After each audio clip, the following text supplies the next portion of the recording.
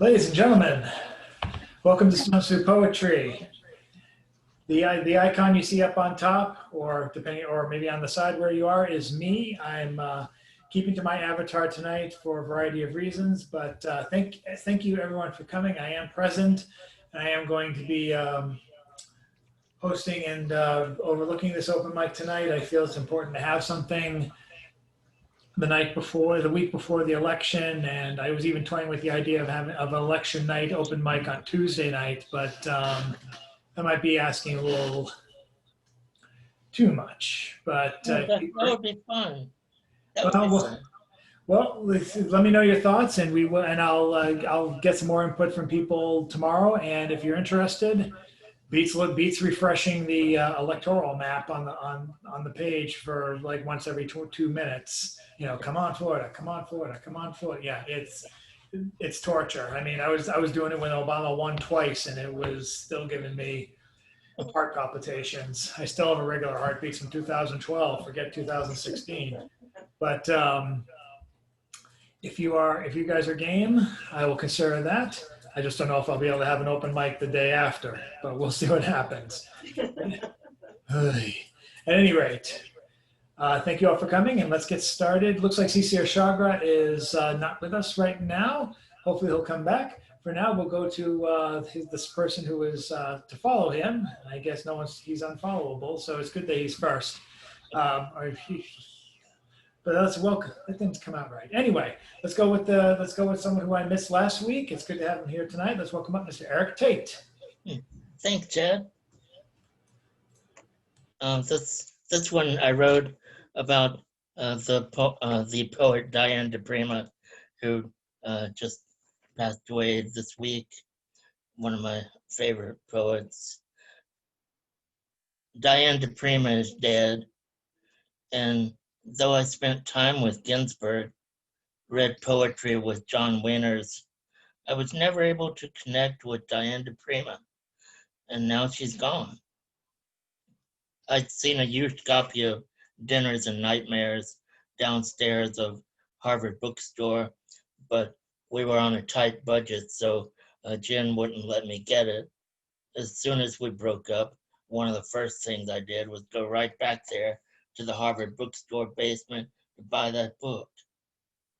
Di Prima and I bonded over Oreos, and her poetry inspired me to write my first book. She subsequently helped me learn to live on my own in Memoirs of a Beatnik. I got expelled from UMass Boston for taking that vintage mimeograph original of her books, This Little Bird Flies Backward.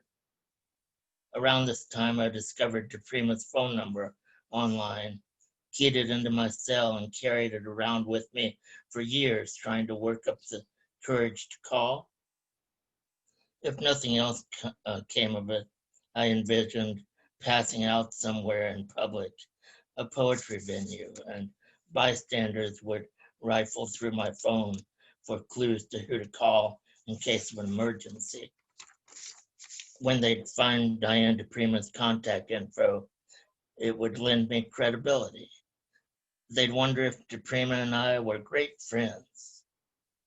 And maybe we could have been friends if we'd ever met. I once shared a Rolling Rock with Janine Palmy Vega at the Middle East, but I never met Diane Di Prima. Thank you.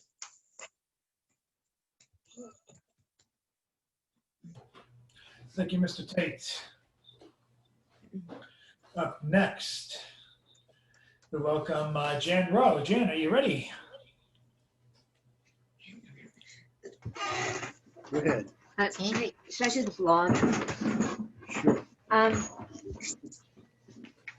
don't know if anyone else remembers The Blob, the movie.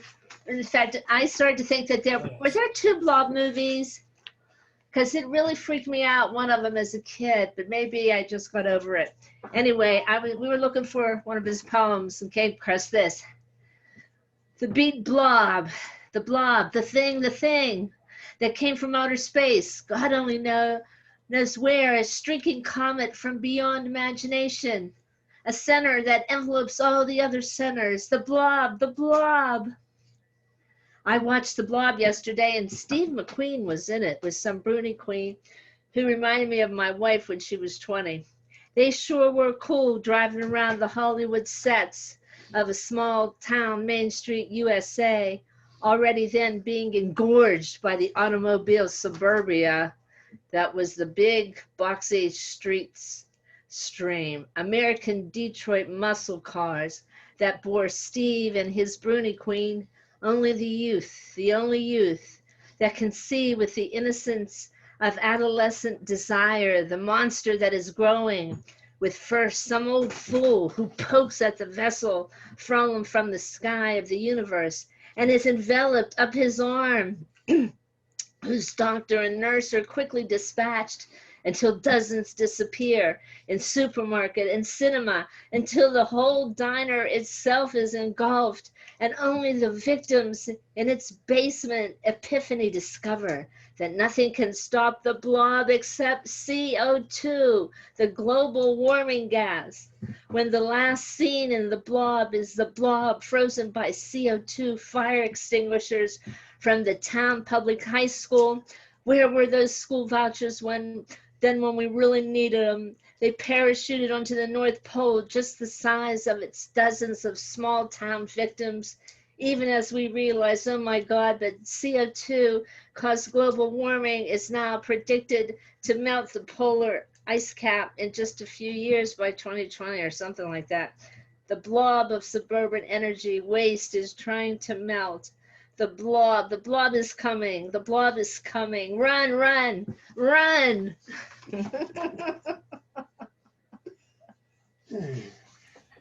I remember that's. I was very afraid of the blob as a child. I was very terrified of the blob.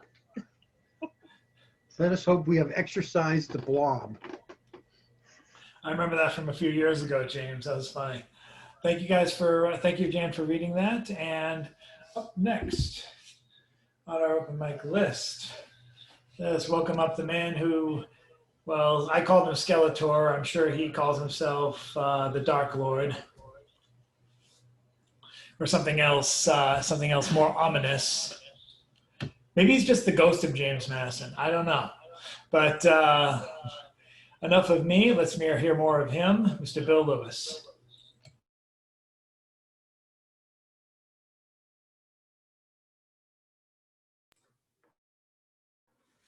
Mm-hmm.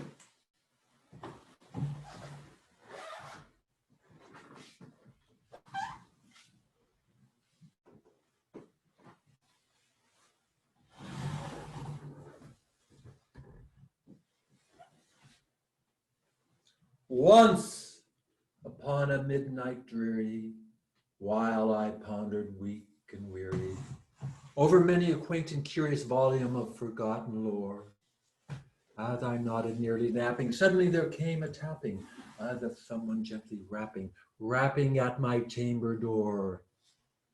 "'Tis some visitor," I murmured, rapping at my chamber door, "only this and nothing more." Ah, distinctly I remember it was an bleak December, and each separate dying ember wrought its ghost upon the floor. Eagerly I wished the morrow, vainly I had sought to borrow from my books surcease of sorrow. Sorrow for the lost Lenore, the rare and radiant maiden whom the angels named Lenore, nameless here forevermore. And the silken, sad, uncertain rustling of each purple curtain thrilled me, filled me with fantastic terrors never felt before, so that now to still the beating of my heart I stood repeating, "'Tis some visitor entreating entrance at my chamber door. Some late night visitor entreating entrance at my chamber door. Only this and nothing more." Presently my soul grew stronger, hesitating then no longer. "Sir," I said, "or madam, truly your forgiveness I implore, but the fact is I was napping, and so gently you came tapping, and so faintly you came rapping at my chamber door. It was scarce sure I heard you." Here I opened wide the door. Darkness there, and nothing more. Deep into that darkness peering, long I stood there, wondering, fearing, doubting, dreaming dreams no mortal ever dared to dream before. But the silence was unbroken, and the stillness gave no token.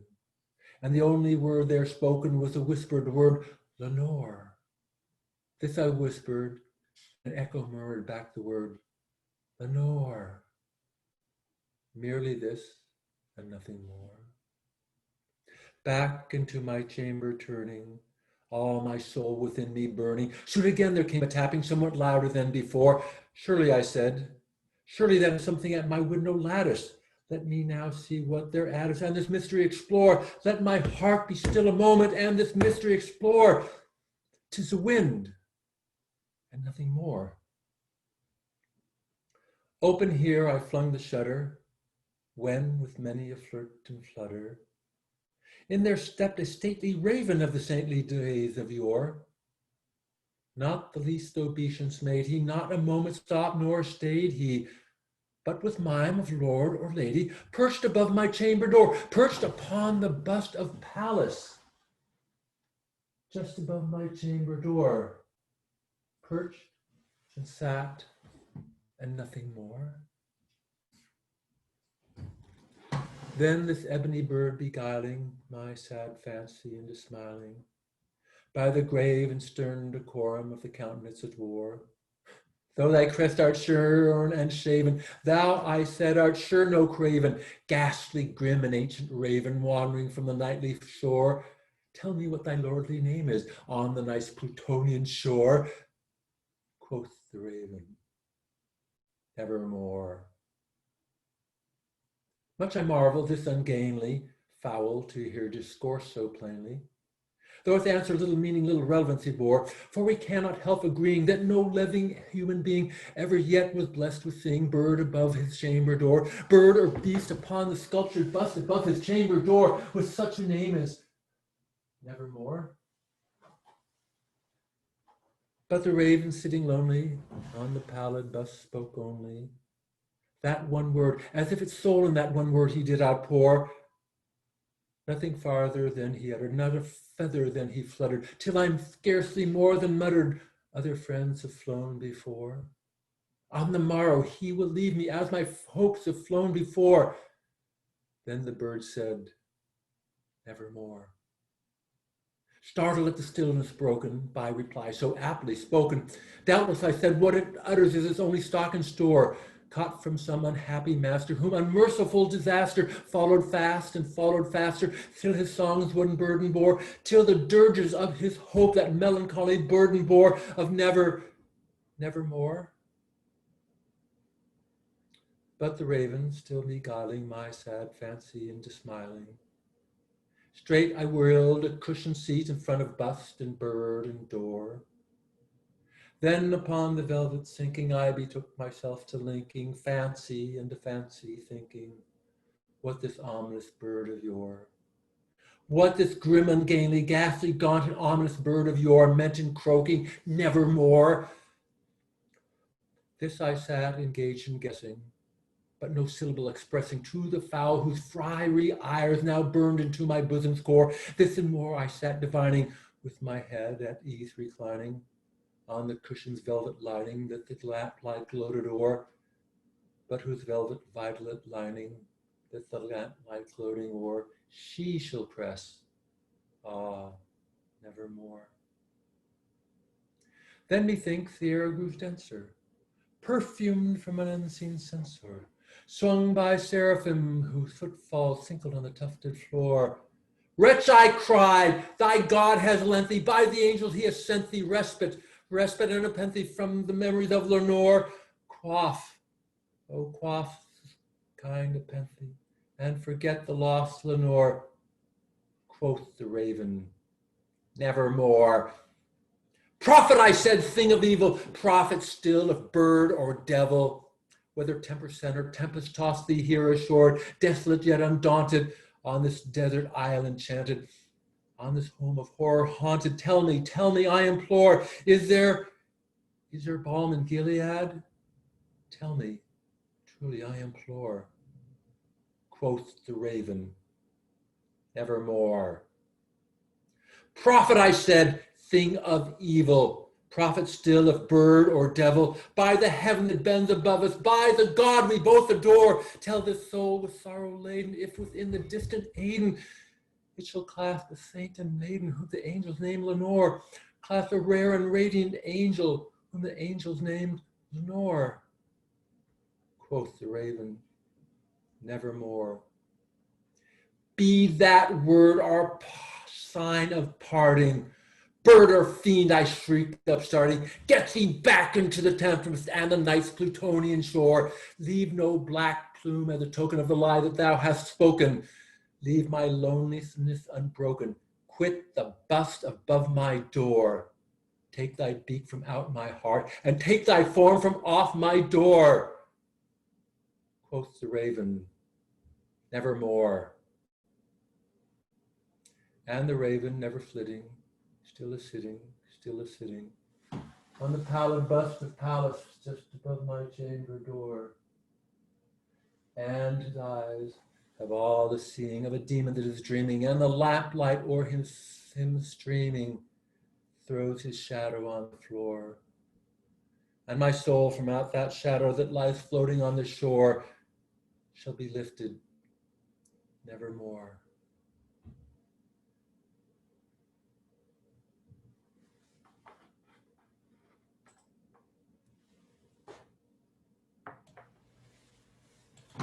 Thank you very much, Bill. The bust of Pallas on the side is the nice touch. Very nice touch. And just to let people know, we are live streaming right now on Facebook. We had an amazing afternoon this past Saturday with Tony B, who did her Poets in the Garden series. It was the first time we attempted to not only have it, but also record it as it was happening and to later put on YouTube. There were some connection issues, but the event was a success, got featured in the Cambridge Day.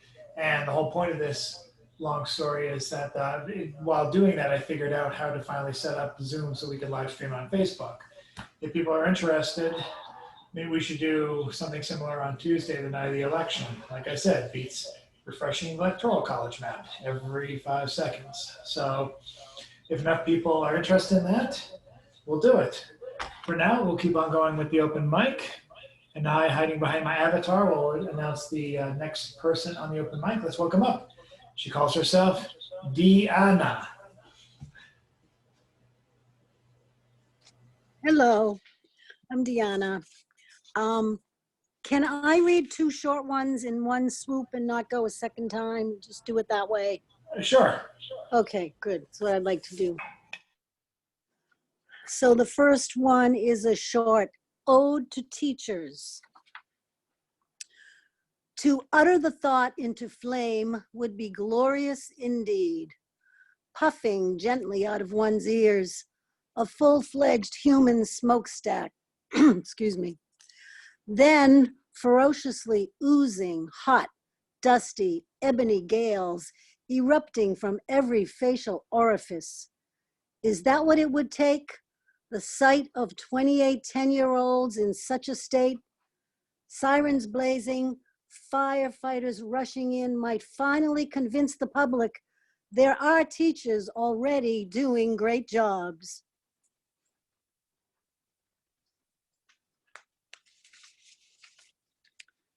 Okay, this first one, this was written way back at the beginning of COVID, so it's called COVID-1. One day at a time, futureless, alien invaders, body in battle, de-stress to increase immunity, keep antibodies high. Just for today, all we've got, high-risk category, shelter in place, lockdown, bad time to be single, running loop of fantasy relationship, imaginary community, virtual meet, date, marry, and divorce, all in one single cyber illusion. Distractions a must, singing in Italian, out the window, creating, beating, painting, clearing, out of steam, staring at walls, motivationless.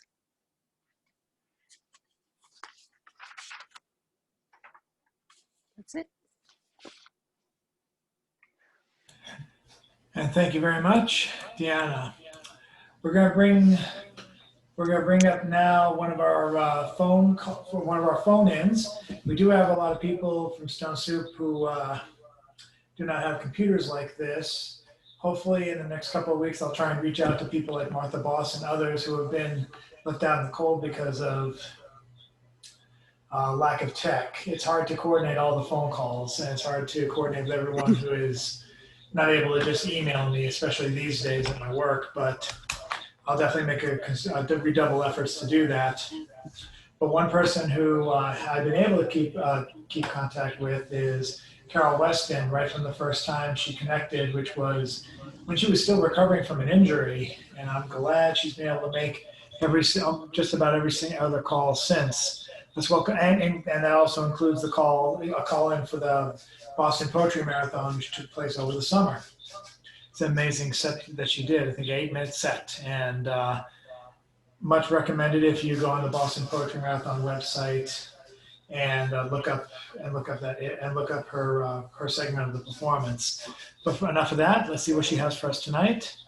I am going to unmute her now.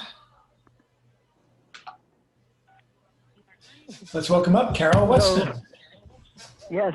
Okay. Hi. Well, this is what the poet expects of himself, written under the no loitering sign at Hayes Bickford, which was at the time the cultural center of Harvard Square. How is it that a voice will rise from the depths of a human with a musical power greater than any voice that they know to be their own? Can a man live close to that voice?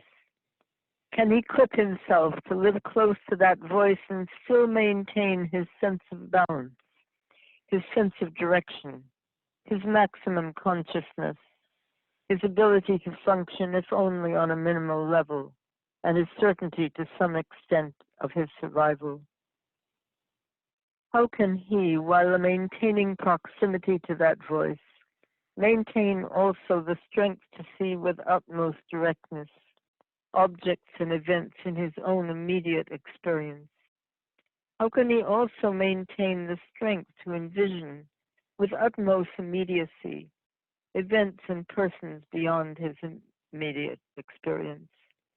How can he maintain as well constant communication with voices of the past and objectivity toward the voices of his contemporaries and a sense of responsibility to the future?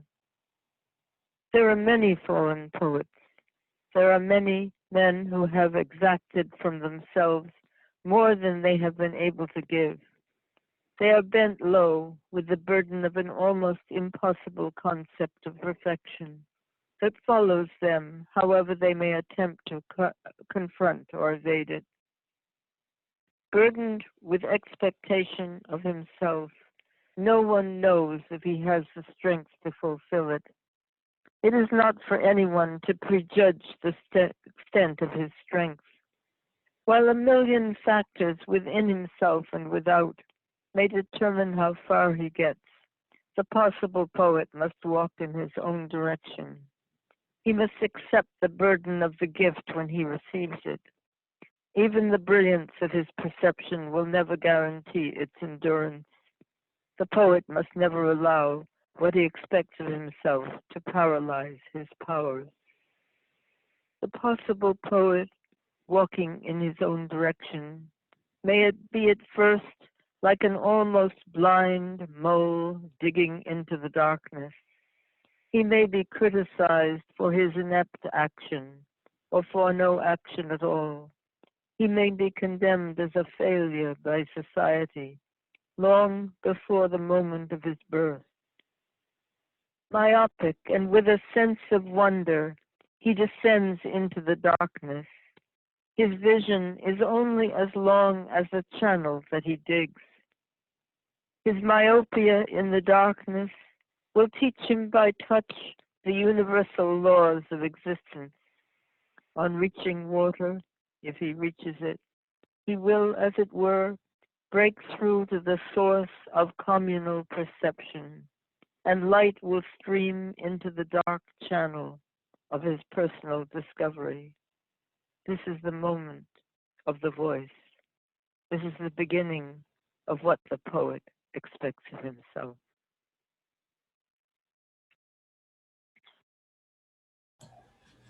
That was wonderful. Thank you, Carol.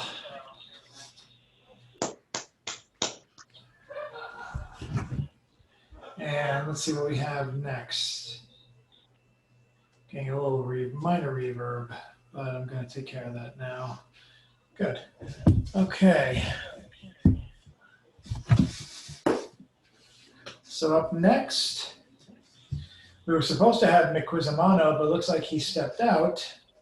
So I'm going to bring up our other person joining us by phone. If she can unmute herself now, she can step up to the plate. Nancy Boucher.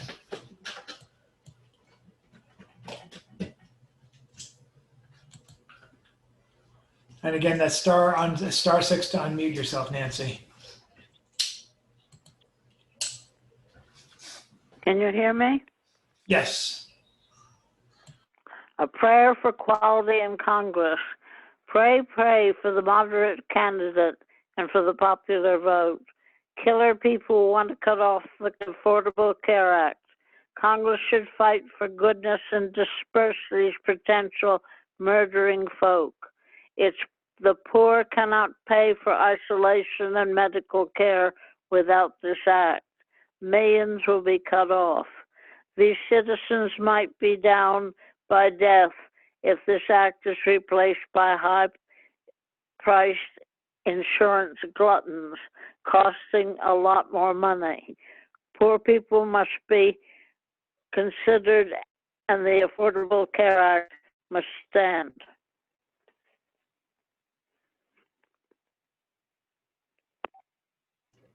Thank you. Thank you, Nancy. I'll just add to that. Please go out and vote if you haven't already. Up next, Cece, we actually missed you during. I actually put you down as first on the list at first. Do you want to start? Do you want to enter into the ring now with your first round robin?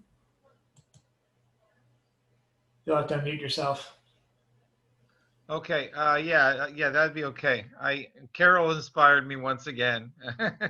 I want to do a song, and I have to get back to my task at hand. But last time I was on, I sang something and then I read it. So I'm going to do it in the opposite order. I got to get back to my task at hand, but I'm going to try and sing this later on if I can. This is a reading of the lyric.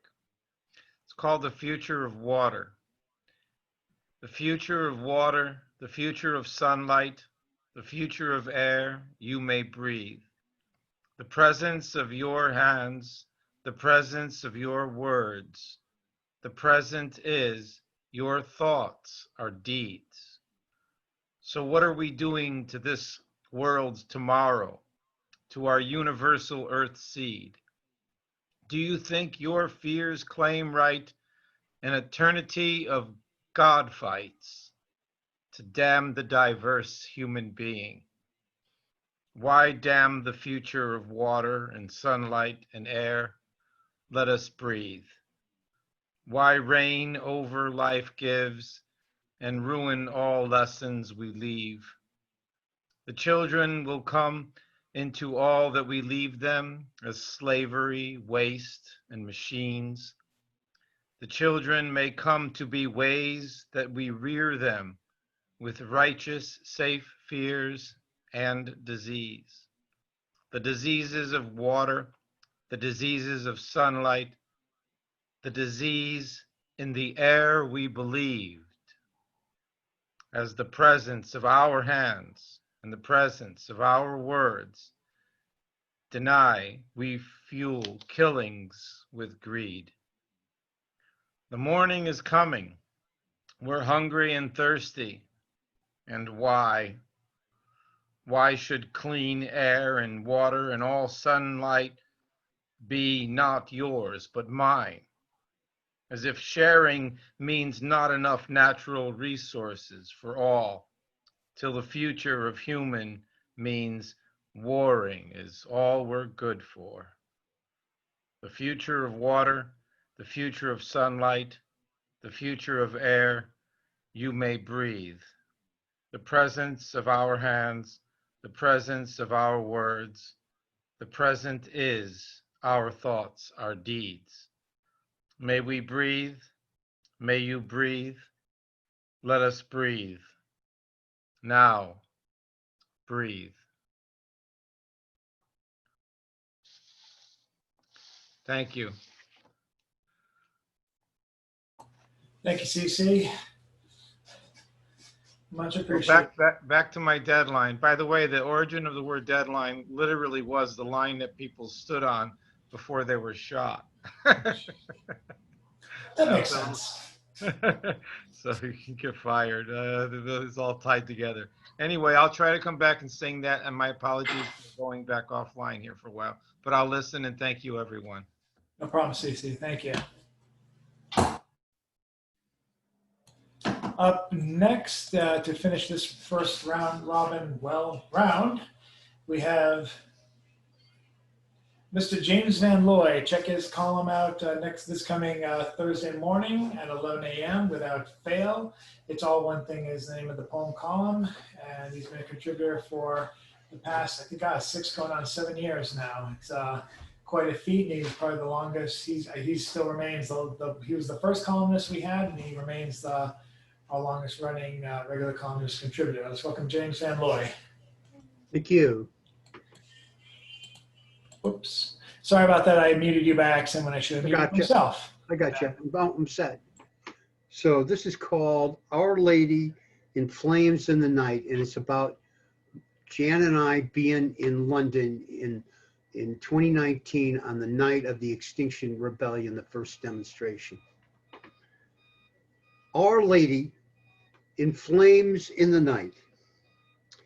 There was Notre Dame in flames on the TV in St. Paul's Cathedral, former choir school, now a London hostel, where we just returned on the night of the first Extinction Rebellion, forcing us to walk halfway up Old Fleet Street to Trafalgar Square, so I can complete my maze vision by drawing in chalk the biggest ever revolution on the super smooth, so beautiful ancient stone in front the National Museum, only to return to St. Paul's to find the church in Paris, a torch in the black night of tall cities that blank out their stars with the total light pollution of towers of condos and commerce, 21st century prophecy of only 1 year later, the world consumed by the fire of COVID-19, while the roof of civility is burning too, in propaganda, pandemic, conspiracy theories, and madmen with guns. Oh, yes, what a shocking show of foolish recklessness when we see the White House, Rose Garden, epicenter, new judicial supreme mass lawlessness as viral spreader event. And let me sing a little song here that goes way back to the 30s. Gather round me, children, a story I will tell of pretty boy Floyd the outlaw. Oklahoma knew him well. It was in the town of Shawnee. It was a Saturday afternoon. His wife beside him in the wagon. As into town they rode, Deputy Sheriff approached them in a manner rather rude, using vulgar words of language, and his wife she overheard. Dun dun dun dun dun. Pretty boy grabbed a bolt chain, and the deputy grabbed a gun, and in the fight that followed, he laid that deputy down. He took to the trees and rivers to live a life of shame, and every crime in Oklahoma Palma was added to his name. There's many a starving farmer, the same story told, how this outlaw paid their mortgage and saved their little home. Others tell of a stranger that came to beg a meal, and underneath his napkin left $1,000 bill. It was in the Oklahoma City, it was on Christmas Day, comes a carload of groceries and a note that did say, well, you say that I'm an outlaw, you say that I'm a thief, here's our Christmas dinner for the families on relief. Some will rob you with a 6-gun, some with a fountain pen, but as through this life you ramble and through this life you roam, you'll never see an outlaw drive a family from their home. Thank you. Thanks so much, Mr. Van Looy. We're gonna go, one or two people for it said they might not go wouldn't go a second round, but we have enough to do at least part of a second round. So let's get that started with Mr. Eric Tate, if you will.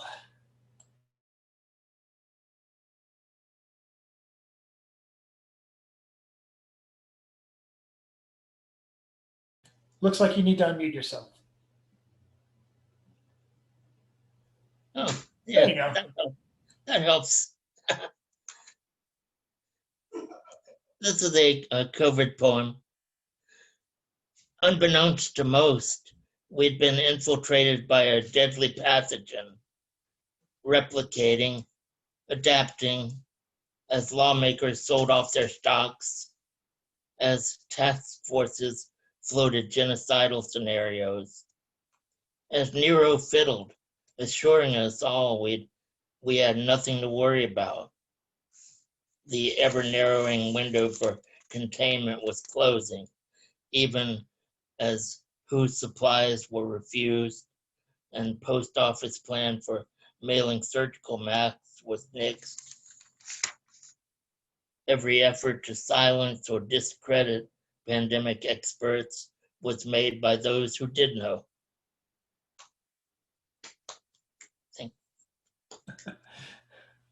Thanks for having some applause, Crystal, and thank you, Eric. We're gonna go to, let's see who is next. Jan, were you looking to do another round? What was that, Jan? I'm unmuted, right? Yes, I have another one of James's. Okay. This is called Laurel and Hardy and the Marx Brothers Come Home.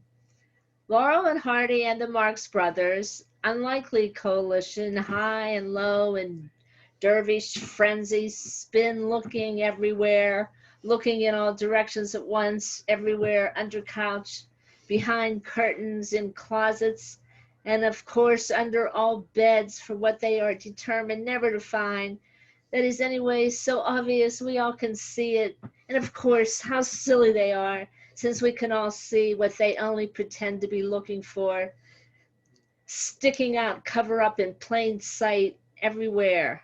Right there, thumbs in ears, tongue sticking out, raspberry fingers wag. Aye, bye, aye, bye. Oh, the devil himself must whisper in ear of Antichrist preaching change and attempting to fly with demons, with the righteous sword poised away above him.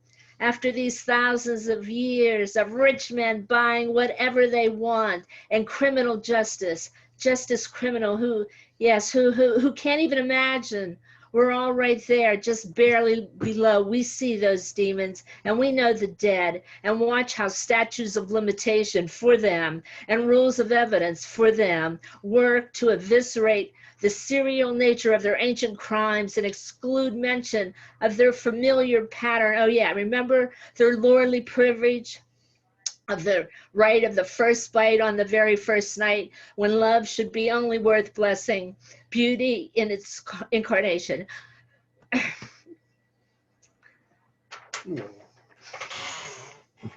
Oh, Stan and Oliver, Groucho, Chico, Gummo, Harpo, Zeppo, where are you now when we really need you? Head injury. Oh. Thank you, Jan. We are going to go now to, he's lost the Jeward robe, but perhaps Bill, I don't know how where Bill can go after he's already done the Raven, but let's see if he wants to do another round.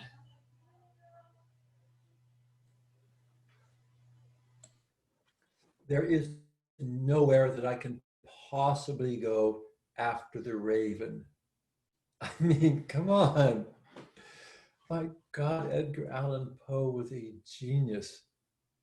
A scary, sick genius, but God, what a talent. His writing is the most beautiful and scary thing in the entire universe. Oh my goodness gracious. So no, I just have nightmares sometimes. I can feel that pendulum just ticking. I would have nightmares about the pendulum. I could see it coming down in the dark, getting so close to me. And all those others. Oh my God. So I shall recover myself. Halloween is for small children to go out and have candy, and for graduate students to go out and have parties and sex. So as we all know, if you're a graduate student, Halloween is the time. I lived in Stanford, and we would go up to San Francisco, and yeah, Halloween in San Francisco is a religious experience. And no matter what costume we came up with, or how little of a costume we came up with, there was somebody else who had us beat down. Oh my goodness, those people know how to wear costumes or not wear costumes. So yes, I have nothing to say. I'm going to pass it on to the other folks. And I have no choice but to, and no greater pleasure than to pass the open mic back over to Miss Carol Weston, who I shall unmute, or help to unmute. And Carol, your second time has come. Okay. Angst. Out along the street of the particular, leaving my bags of books behind, the fruit for sale was glistening with flies. Likewise, I too was powerless. I opened giant vaginal lips, and in hordes the cripples and the insects crawled upon my shores.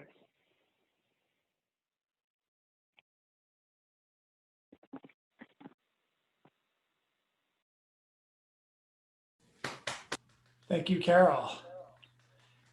And let's see who we have. Let's see who we have next. I don't know if CC's ready. He's probably still hammering away at his deadline. So I will go back to Nancy, ask Nancy to unmute herself by pressing *6 and let her have another go with a poem if she wants to do a second round. There she is.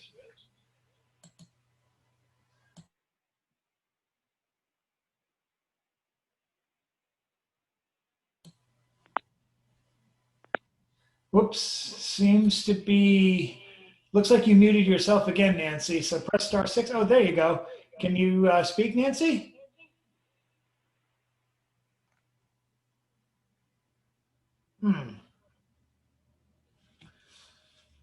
Nancy seems to be having some issues. This happened once before, so we'll just give it one more shot before we move on to James Van Looy. Nancy, are you there? Perhaps your own phone is muted by accident. Nuts. Hopefully, I just asked to unmute you, so just press *6, and it looks like you did, and you should be good to go. Nancy? We'll get back to you. We'll come back and see. We'll do another round and see what's going on. Let us go now to Mr. James. Actually, Cece, are you there?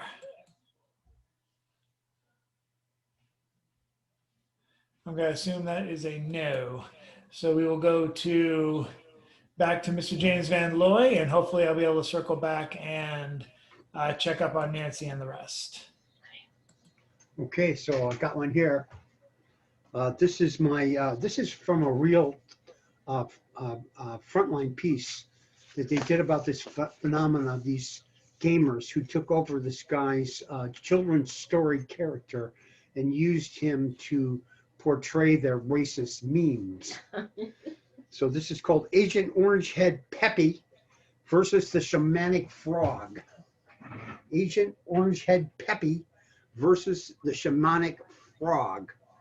The gamer troll army has kidnapped Peppy, the children's book sensitive guy artist avatar of male vulnerability in hands of pure rage driven by self-created social suffocation, technical life squeezed down to virtual reality where no live woman could want such vanity, surely a crime in and of its frustrated self, until suddenly I remember the old gift from my ex-wife, wood carving of the ancient shaman frog with a big circle heart beat drum that I keep next to that William Blake rendition of St. Paul's encounter with Jesus on the way to Damascus, riding a horse who has lost his legs beneath the weight of the enlightened persecutor of his new master's disciples, now a believer himself, who with the shamanic frog has been called forth by the legions of the internets, evoking his transformative, aquatic, amphibian nature, egg become tiny tadpole, become being growing arms and legs, and then who knows, maybe even a soul, even a spirit that must find a way to build up, not destroy life, miracle life. And here is the kind of song that goes with this. Supercalifragilisticexpialidocious. When you say the meme of it, it's dreadful and atrocious. But if you sing it long enough, it almost becomes precocious. Supercalifragilisticexpialidocious. Supercalifragilisticexpialidocious.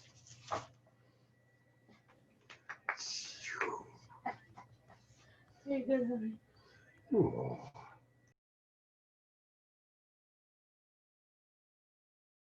Very nice. And the documentary, you must have saw it on public access because I think they had it on Channel 2 a while ago here in Boston called Feels Good Man about the cartoon frog and everyone who basically hijacked it. Anyone who's seen a green frog on an alt-right meme, it's because of that unfortunate artist's creation being kidnapped. But the documentary, if you get to see it, is well worth checking out. It's available on most channels. So thanks so much, James. And I'm going to give one more shot to seeing if Nancy, Nancy, if you want to press *6 and see if you can come back like you did last time, we can give that a shot. Hi, Nancy.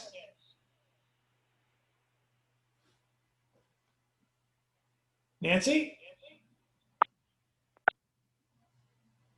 Unfortunately, looks like we might have to call it a day, call it a night with Nancy. I'm sorry, Nancy.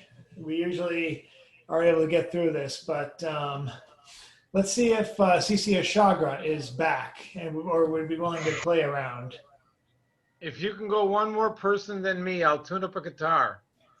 Okay. I hate using my own work in this instance, but I'll just ask Deanna if she wants to go again, if she feels like it. You can shake your head. No, it looks like she's saying no. Okay. Let's see what I can quite literally dig up from my own graveyard of words. Thank you anyway, Chad. Don't worry. Not a worry. Okay. I'm just going to go to my own Chad Prento Poet for Hire homepage and see what I have hanging there in my archives.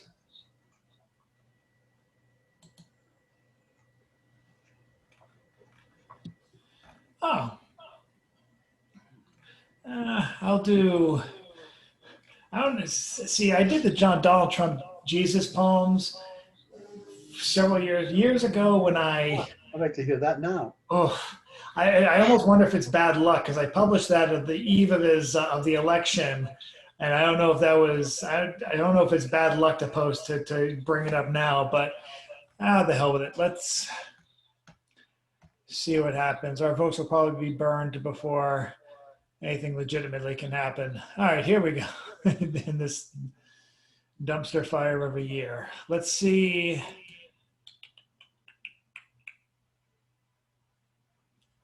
All right, I don't. All right, let's do that.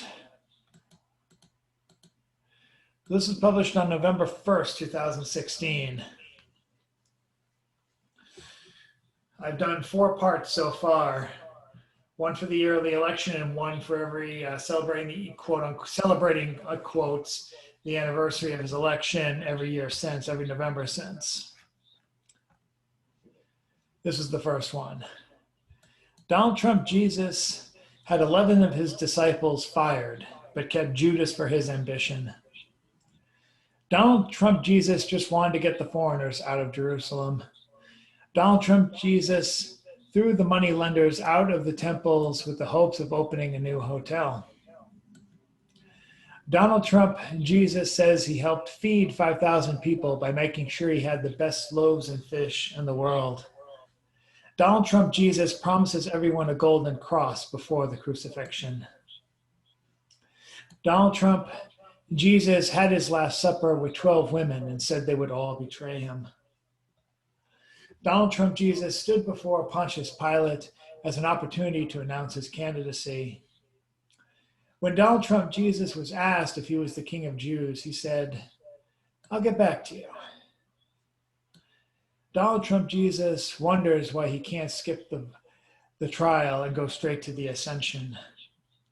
Donald Trump Jesus' first act after his resurrection will be to prosecute the beauty queen who pierced his side. And it's just gone downhill from there. Let's just be honest. I wonder if CC has tuned up his guitar.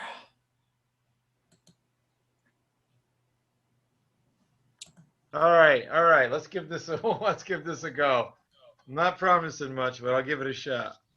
Okay, let me get your. Let me see if that Let's get your turn on original sound. Okay. Don't forget to turn on your camera, sir. Oh, camera. Yes, camera. There we go. Okay. We're multimedia now at Stone Soup, you know? Yes. All right. So this is an old song that got written into a different song that got written into a third song, and then all the way back to its first title, "The Future of Water," and so I'll give it a go.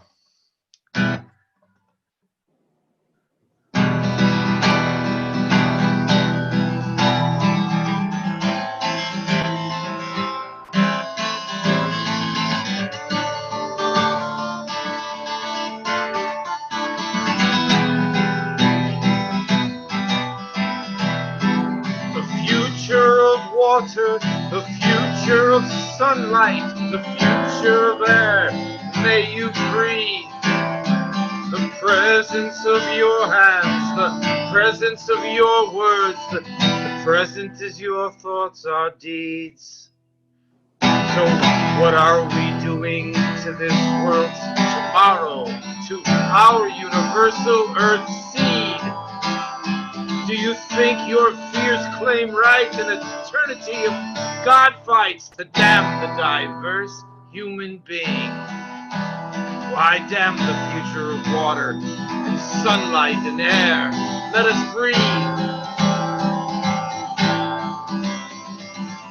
Why reign over life gives and ruin all lessons we leave?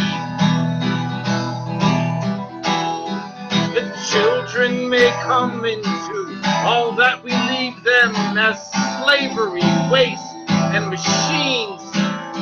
The children may come to be ways we might rear them with righteous, safe fears and disease. The diseases of water, the diseases of sunlight, the disease in the air we believe. As the presence of our hands and the presence of our words deny, we kill fueling with greed. The morning is coming, we're hungry and thirsty, and why? Why should clean air and water and sunlight be yours and not mine? As if sharing means not enough natural resources for all.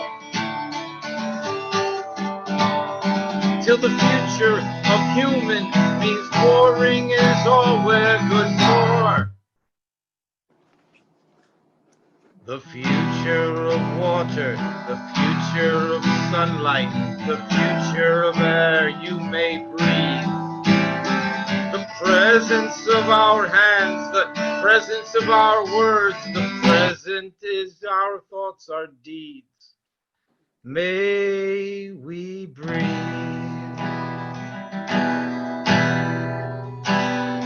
May you breathe. Let us breathe.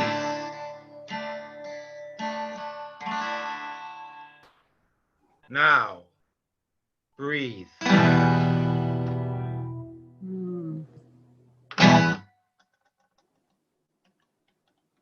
It's still legal. You could breathe. They haven't outlawed that yet. Laughing, talking, touching, and all that is on its way up. But we can still breathe. Woohoo! That's thank you. progress. Thank you all. Thank you, Mr. CCR Chagra. Thank you to everyone who came out to Stone Soup tonight. I am sincerely contemplating an election night live stream / poetry open mic if you guys are so inclined. I'm also seeing if we can maybe do an open mic for next week after the election. We'll see what happens. That might be too exhausting, but let's see what we have. Let's see what can happen. Either way, Stone Soup will shortly go back to its regular scheduled time of 7 to 9 on Wednesdays. At least next week or 1 week or another soon. Keep looking at stonesoup.blogspot.com or just the Stone Soup Poetry Facebook group, or even just my website at chadprentopoetforhire.com, and the information will be there eventually. This time I was a little late, but now things are getting settled into the new house. As a matter of fact, I think if I were to turn the camera on right now, you would see that, wow, surprising. It actually looks like it's partially set up. There's a mirror hanging, there's a bureau with stuff on it, and there's not 15 pairs of pants on top of that. So there is progress. Where are you now? I'm at Parts Unknown, which in wrestling terms is right between SmackDown Boulevard and Jabroni Avenue. I am not, but I am still in Boston. I will not disclose that information publicly because I'm sorry. Because this is on YouTube, but I'll be glad to tell you guys afterwards. But I am still in the Boston area. I am still a Bostonian, which I am very thankful for, and I'm thankful for the space. I'm thankful for the internet that still works. So I'm thankful for all of you coming out here, and I hope to see you especially in the subsequent weeks, no matter what the hell happens in the coming election and everything that follows. It's going to be ugly. However, we got this far. I just want to say, if I may, hate and fear require to be hated and feared in return in order to exist. So no matter what happens, try not to feed hate and fear anymore. Words to live by, if we can. Thank you. Fugly is the word, Chad, by the way. What's that? We're trying to be PC. Fugly is the word. I put fugugly in it, an extra F-U-G-U-G-L-Y. But that being said, if we're going to see the dumpster fire expand to the forest and the trees and everything else on Tuesday, might be a good idea to spend it with you. So we'll talk about that. If you guys are interested in a live stream, I don't know how late I can do it because I am going to go back to work the next day. Unfortunately, that's required of me. So we'll see what happens. But if you think anyone else might be interested in the live stream, pass the word on to them. Let them know to let me know. And I'll put that into my final decision, which will hopefully be on Friday. This weekend is going to be my first quiet weekend in months, where I just. Oh, what are you doing? I believe it or not, well, I have to. I'm part of a condo association now, so I have to rake outside as part of the condo association. But last week on Sunday, I was carrying up furniture, 2 flights of stairs, so and carrying it from my mom's house to our new location. We've had a lot of rain here in North Carolina, but Eric did all of the raking and all of the mowing. So we have the head of the condo association. She was actually mowed our little spot of grass out in the back, and she was raking it like 9 at night. So I might not have much to do on Sunday, but be that as it may, I'm gonna keep busy. I'm gonna try and keep publishing stuff. Check out there might be some stuff coming up at Headline Poetry and Press and other places, at least as far as I go. I hope the rest of you are looking to publish elsewhere. Oddballmagazine.com is actually looking for 1 or 2 tribute pieces to Diane De Palma if you are so interested. And we might even have someone who actually knew her personally doing a historical account /essay. So we are going forward with that. Check out oddballmagazine.com for all the horror poems that happened this week, for the Horror-thon. And the Trump-iversary he was supposed to start next week, but my start as early as this Friday. So we did get a lot of good responses from that, and we're hopefully going to get a lot of good art from that. So a lot of people had to let off some steam before all the steam comes back on Tuesday. So I'm keeping busy. I hope you guys are all keeping busy or keeping sane at least, and the two aren't necessarily mutually inclusive. And let's all do the obligatory wave as we wish everyone a good night, good rest of the week, and we'll see you soon. Or as I like Thank to you, say, everyone. the show's over. We see you next time.